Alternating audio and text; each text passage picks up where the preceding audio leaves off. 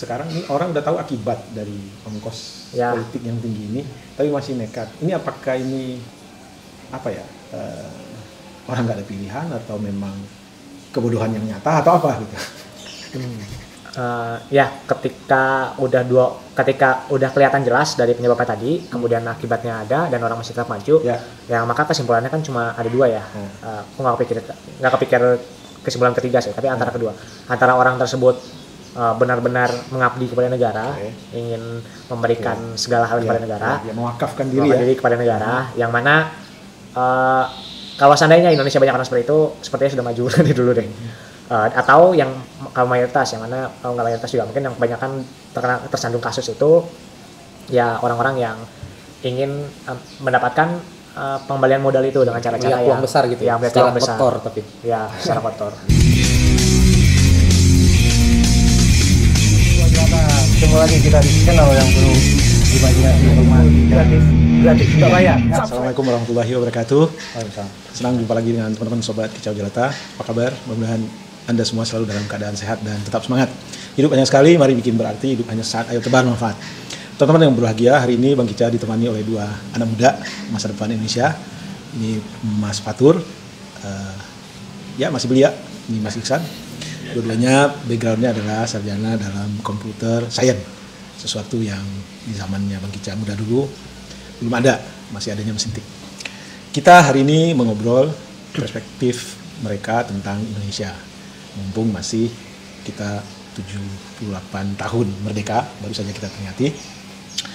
Ya, bincang-bincang ringan untuk kita tahu apa yang ada di kepala mereka tentang Indonesia.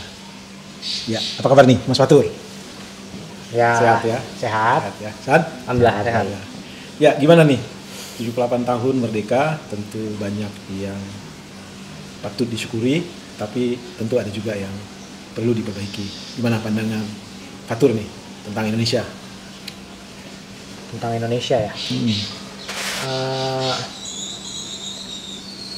Ya, bisa dibilang walaupun udah 78 tahun Indonesia itu merdeka, sudah banyak pencapaiannya secara perlahan, tapi ya sebenarnya Indonesia masih anak kecil lah dalam tanda kutip sebagai suatu negara, masih banyak yang perlu diperbaiki, tidak sematang negara-negara adidaya yang mungkin kita nyebutnya itu bukan anak kecil tapi udah jadi orang dewasa. Dan ya itu emang melalui proses panjang. Amerika Serikat 300 tahun sebelum jadi negara adidaya, tapi untuk Indonesia sendiri sekarang masih anak kecil, umur 78 tahun, dan ya sebagaimana layaknya anak kecil masih banyak kesalahan-kesalahan dan gonjang-ganjing lah, tapi secara perlahan ya bergerak ke sana dengan berdarah. Artinya ini ada proses yang mau nggak mau hampir semua negara harus melalui seperti yang kita lalui sekarang ini ya? Ya, tapi ada yang berhasil, ada yang enggak. Ada yang gagal, oke, fair ya. Gimana? Iksan, melihatnya seperti apa nih? Kalau menurut saya sih Indonesia ini di 78 tahun ini ya walaupun terbilang masih negara yang berkembang, tapi perlahan-perlahan mulai membaik, mulai dari teknologinya ataupun dari intelektual si para penduduknya segala macam. Karena dilihat dari perkembangan teknologi seperti munculnya beberapa startup seperti Gojek, Tokopedia, yang mana kita nih sadar bahwa sebenarnya kita tuh nggak bodoh-bodoh itu loh, kita masih bisa bersaing untuk di kancah internasional dari segi teknologinya juga. Yang mana seperti Gojek udah masuk salah satu startup unicorn, udah banyak kayak e-fishery itu dari segi perikanan, startup dari perikanan. Jadi menurut saya yang seperti Fatur bilang, ya Indonesia ini masih banyak harus berkembang sih, harus berproses pun harus lebih banyak lagi. Cuman dari step-step yang dilalui sudah cukup baik sih untuk 78 tahun ini. Gitu. Oke, sip. Tuh, hebat nih perspektifnya. Nah, kita tahu bahwa Indonesia ini kan kalau kita baca sejarah, tadinya kan terdiri dari multi etnis, ada puluhan kerajaan yang tersebar, dan kemudian kita melebur menjadi Indonesia. Yang kita pilih prosedur untuk memilih pemimpin adalah demokrasi. Bagaimana kalian memandang demokrasi di Indonesia saat ini? Fatur, gimana? Demokrasi ya, urusan demokrasi di Indonesia bisa dibilang sampai sekarang Indonesia masih belajar soal demokrasi menurut dalam artian dahulu sebelum reformasi bisa dibilang demokrasi kita terbatas dalam satu titik, kemudian setelah reformasi keluar dan sehingga malah terkesan berlebihan, seperti dulu kebebasan pendapat dan lain-lain. kemudian sekarang mulai diatur lagi kembali. Cuma ya demokrasi Indonesia menurutku sih masih perlu, ya masih dalam proses pembelajaran, terutama soal bagaimana cara kita sebagai rakyat itu, dan bagaimana cara kita sebagai rakyat itu berinteraksi dengan pemerintah gitu. Itu ya bagian yang masih perlu banyak dipelajari sih kalau dari demokrasi Indonesia. Jadi masih perlu dipelajari atau diperbaiki. Dipelajari, karena kalau kata-kata dipelajari kan berarti dia jatuh bangun, tapi memahami dulu nih kenapa bisa terjadi dan lain-lain gitu. Meningkatkan literasi, Ya. Meningkatkan, ya betul. demokrasi. Oke. Sekarang Ihsan. Kalau dari Ihsan nih kurang lebih hampir sama mirip sama Fatur. Demokrasi di Indonesia ini kita masih terus belajar karena ya dari beberapa kasus aja, kayak misal contoh dari mahasiswa gitu ya. Ya mulai dari sekarang sudah terlihat gitu kurangnya antusiasme para mahasiswa terhadap kebijakan-kebijakan publik ini, ataupun dari pemerintah pusat yang melarang demo untuk para mahasiswa dengan cara sanksinya mungkin bisa dijelekkan nilainya atau bagaimana dari arahan rektor. Nah menurut saya hal-hal yang gini yang harus dipelajari. Apakah hal ini terus akan dibiarkan selama 5 tahun atau 10 tahun ke depan? Kita nggak tahu. Kalau ini pun akan diteruskan, menurut saya ini bukan suatu ide yang menarik gitu untuk ke depannya gitu. Yang mana harus dibenahi secepatnya sih. Harus dibenahi. Iya. Jadi harus pembelajaran ya, harus dibenahi. Oke, sebenarnya saling berkorelasi. Ciri dari negara demokrasi itu kan sebenarnya pemisahan fungsi ya, yang kita kenal dengan trias politika. Ya. Ada kekuasaan legislatif, ada kekuasaan eksekutif, ada kekuasaan yudikatif. Nah, untuk kekuasaan yudikatif itu diisi oleh para profesional. Jadi yudikatif itu nggak dipilih, tapi orang yang merawat karir dari bawah. Ya.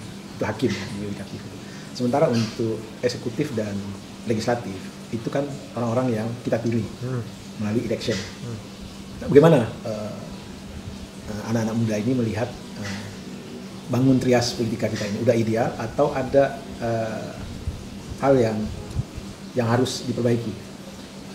Tentu yang fokusnya ke legislatif dan eksekutif. Ya. Kalau bagiku sih trias politika Indonesia ya itu sebenarnya pertama kalau melihat aturan Indonesia, kalau nggak salah EMA dan MK ini ketuanya diusulkan oleh Partai politik dan kemudian dimajukan kan. Yeah. Sehingga sebenarnya walaupun kita katakan sebagai dia trias politika, sebenarnya ada tumpuan besar pada bagian legislatif. Oke. Jadi ketika legislatif ini dalam tanda kutip kacau atau dia menyeberang, maka bisa kita bilang trias politika itu terganggu gitu. Jadi artinya untuk yudikatif ada atau tidak tertentu kemungkinan ada political heavy-nya ke sana ya. Ya. Jadi ada politiking yang bisa saja masuk menjadi Ya. yudikatif ya. Ya. Sehingga kita berharap keadilan boleh jadi ada pengaruh influence politik gitu ya. Iya betul. Nah, dan tes politika ini juga ya bisa dibilang kemarin pelaksanaan menurut aku ya kurang begitu baik, karena lagi-lagi satu partai oposisi itu berarti kan pengawasannya tidak jalan ya. Kalau seandainya semua partai pendukung pemerintah, maka siapa yang jadi oposisi dan siapa yang akan berperan mengawasi gitu. Artinya ada fungsi yang sifatnya controlling dengan menjadi leburnya, meltingnya banyak dari legislatif ini ke eksekutif, fungsi itu nggak berjalan. Sehingga lahirlah undang-undang yang banyak mendapatkan resistensi ya dari masyarakat ya. Ya betul. Seperti Omnibus Law, seperti undang kesehatan ya. Kan. Oke. Nah, sekarang begini, Mas Fatur dan Mas Ihsan. Ini kan ke depan dalam bilangan bulan kita akan memasuki pemilu ya, pemilihan umum ya. Dan pemilu ini adalah pemilu yang digabung antara legislatif dan eksekutif. Jadi menyatu dia, pilihan serentak nih, pilpres sama pileg ya. Dan kita tahu ada yang namanya itu parliamentary threshold, batas minimum sebesar apa suara yang dimiliki oleh partai atau gabungan partai yang bisa mencalonkan presiden. Nah, dengan digabungnya antara pileg dengan pemilihan presiden ini, apakah masih relevan presidential threshold ini? Presidential threshold ya. Menurut aku sih dengan digabungnya ini kan sebenarnya awalnya tujuannya dari presidential threshold itu supaya jangan bisa mengerucutkan calon ya, dalam artian jangan terlalu banyak calon yang ada, dikasih batas minimum gitu. Masalahnya adalah jika digabung kan jadi pertanyaan dari mana menentukan suara, siapa yang punya suara paling besar dan segala macam. Sementara hasil dari legislatif aja belum keluar gitu. Oke. Jadi apa nih yang fenomena sekarang ini? Itu yang dijadikan dasar sekarang kan Pileg 2019 nih, yang udah expire di 2024. Ya. Dari sisi legitimasi, apakah ini legitimate? Gimana nih? Menurut se- pandangan anak muda nih, kan kita mau nonton, tapi kita pakai tiket yang udah nggak berlaku lagi gitu. Apa kira-kira kalau kita masih masuk ke dalam bioskop, legal nggak tuh gitu? Gimana? Menurutku sih kalau yang dipakai sesuai ketentuan 2019 itu dengan apa yang akan terjadi ntar 2024 sih ya lumayan usang ya, maksudnya hal itu terjadi ya. Ya. Jadi kayak sebaiknya kebijakan baru harusnya diterapkan lagi sih untuk presiden threshold itu. Jadi gini, orang-orang pinter, ini anak muda aja tahu, paham gitu. Untuk apa sih satu perolehan suara yang sudah kadaluarsa, terus kalian masih pakai itu untuk sesuatu yang sebenarnya di luar yang kalian berhak pakai. Jadi sejatinya presidensial threshold itu diberlakukan jika pilihan legislatif lebih dulu dari eksekutif. Jadi pilihan legislatif dulu untuk periode yang katakanlah besok ini 2024 sampai 2029, kemudian ditentukan suaranya setelah dapat formulasinya berapa perolehan parlemen dari masing-masing partai.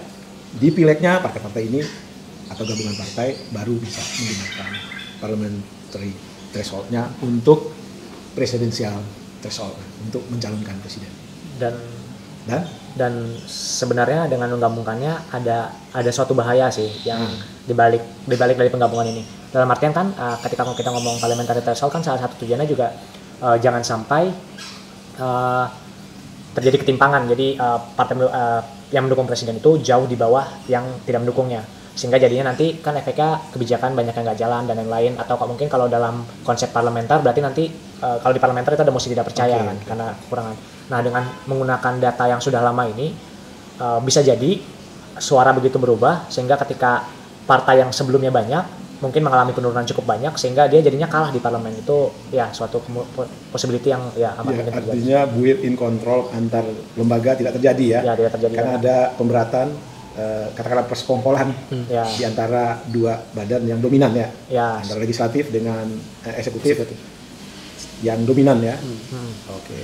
Sehingga jadi nanti antara legislatif dan eksekutif malah saling menghalau takutnya kalau seandainya saling menghalau. Kalau seandainya katakan yang menang itu jauh lebih, katakan nanti partai A dulunya 20%, tiba-tiba dia menjadi 10%, sementara dia udah kepedean untuk udah melewati parliamentary threshold, katakan capres dari mereka beneran menang, maka dia akan sendiri kan, karena yang partai pendukung presiden, katakan partai pendukung lain akan jadi oposisi. Konsekuensi dari menerapkan yang sekarang ya? Oh itu maksudnya, ya bisa.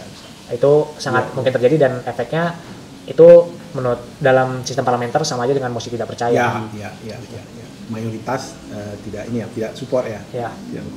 Nah sekarang begini, kan kalau kita baca di koran ya kan, atau di diskusi publik kita tahu bahwa ongkos politik di Indonesia ini amat sangat tinggi ya.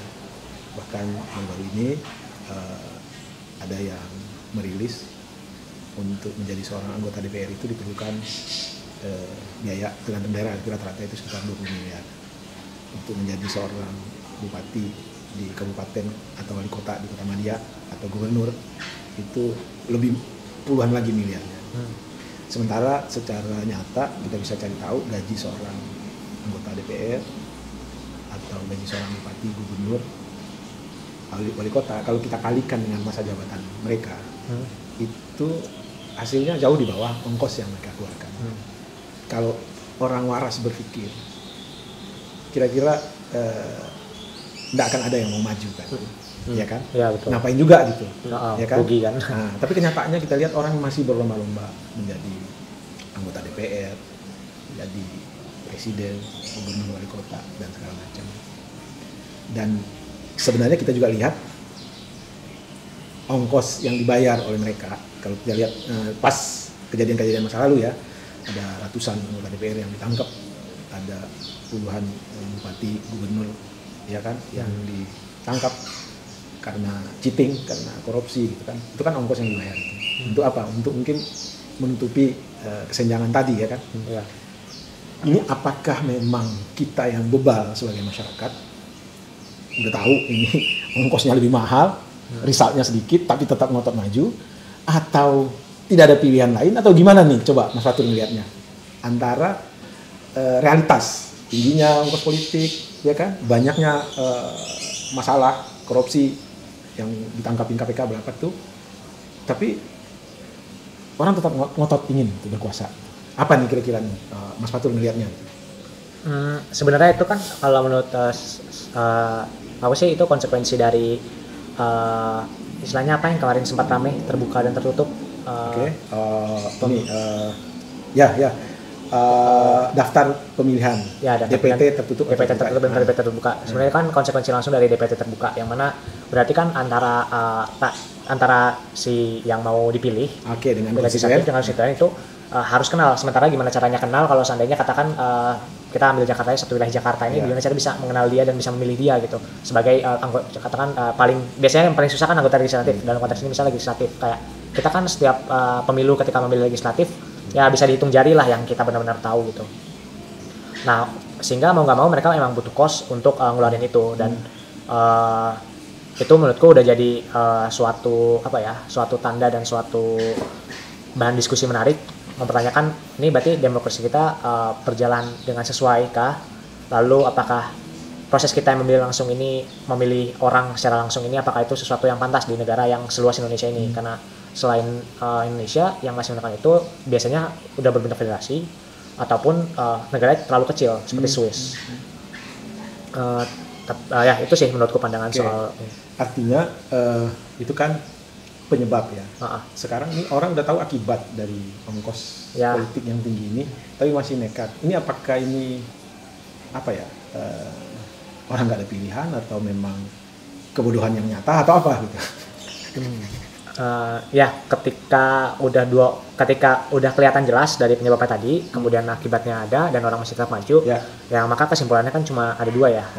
Aku nggak kepikir kesimpulan ketiga sih, tapi antara kedua, antara orang tersebut benar-benar mengabdi kepada negara, ingin memberikan segala hal kepada negara, mewakafkan diri kepada negara, yang mana kalau seandainya Indonesia banyak orang seperti itu, sepertinya sudah maju dari dulu deh.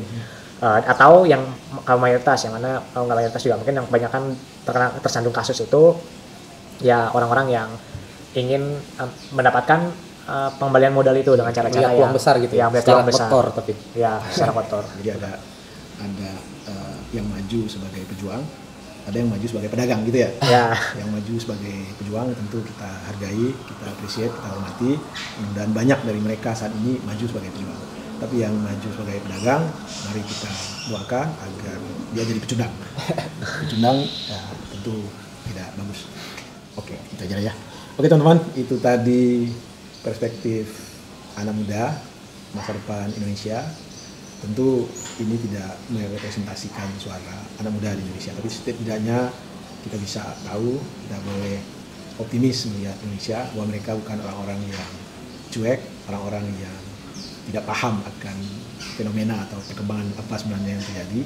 Mereka orang-orang yang memantau kita, melihat kita para orang tua ini.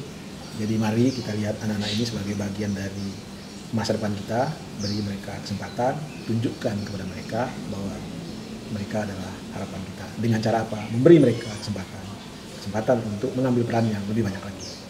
Demikian kicau pendek tentang perspektif 78 tahun merdeka. Salam sehat dan bahagia. Assalamualaikum warahmatullahi wabarakatuh. Waalaikumsalam warahmatullahi wabarakatuh.